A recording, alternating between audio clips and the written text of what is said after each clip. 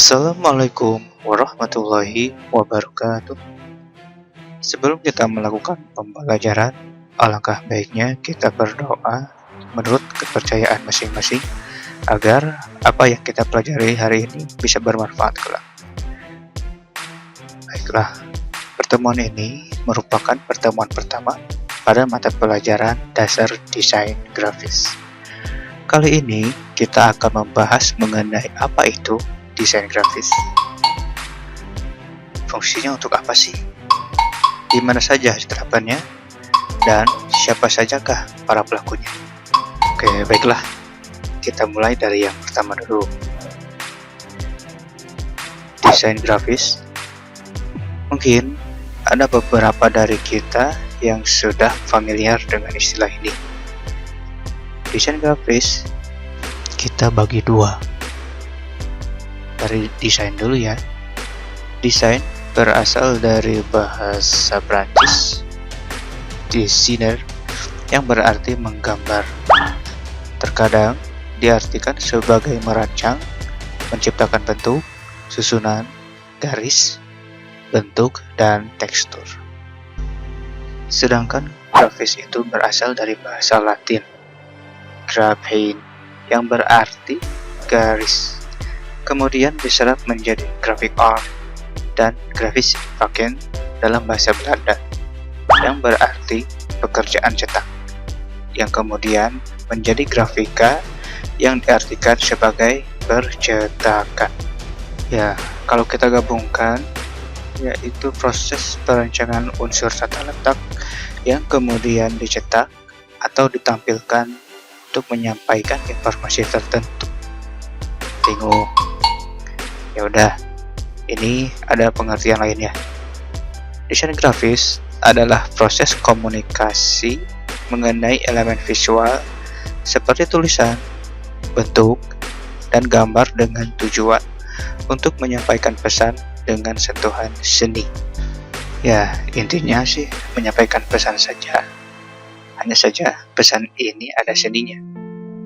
Nah, penyampaian pesan bisa berupa gambar gerak, game, dan sebagainya. Hanya dipersempit lagi menjadi gambar diam atau static image. Karena animasi, game, video itu lebih ke kedisiplinan ilmu multimedia. Nah, multimedia. Bukannya dasar desain grafis masuk jurusan multimedia juga? Ya, tapi kita ulas dulu mengenai apa itu multimedia. Multimedia itu merupakan perpaduan ilmu desain grafis dengan teknologi informasi. Jadi, pembuatan desain grafis dengan teknologi informasi sehingga menghasilkan informasi yang lebih bernilai. Contohnya, seperti video pembelajaran ini. Ketika kalian hanya membaca buku saja, informasi bisa saja kalian dapatkan. Tapi berbeda jika informasi yang disampaikan itu berupa gambar visual dan suara. Mungkin akan lebih dipahami. Nice. Nah, kalau multimedia yang diikuti oleh programming itu bisa disebut dengan multimedia interaktif. Oke, selanjutnya kita bahas mengenai penerapan desain grafis itu. Di mana saja sih? Yuk, kita simak. Yang pertama, media digital seperti laptop, smartphone, televisi, dan sejenisnya. Mungkin ini sudah sering kalian lihat ya di keseharian kalian. Untuk yang kedua, yaitu media cetak seperti pamflet, poster, koran, majalah, dan lain-lain. Yang ketiga, itu media eksternal yang biasanya itu dipajang di ruang terbuka. Nah, biasanya ukuran yang dibutuhkan itu lebih besar daripada media cetak biasa. Ya, contohnya seperti spanduk, baligo, banner, dan seterusnya. Yang keempat ada showroom. Showroom itu merupakan ruangan khusus untuk memamerkan karya seni. Salah satunya karya seni desain grafis. tujuannya untuk menghibur dan menarik minat pengunjung. Yang terakhir, yaitu objek grafis, yakni desain grafis yang diterapkan pada objek atau benda yang sering kita pakai sehari-hari. Contohnya baju.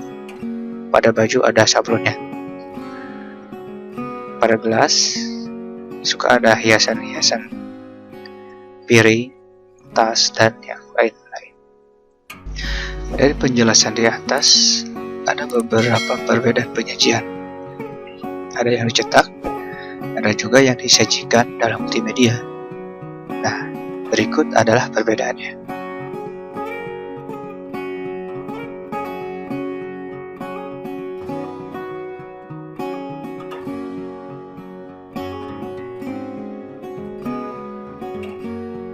Baiklah, kita langsung ke penjelasan selanjutnya. Siapa saja sih pemeran dalam desain grafis itu?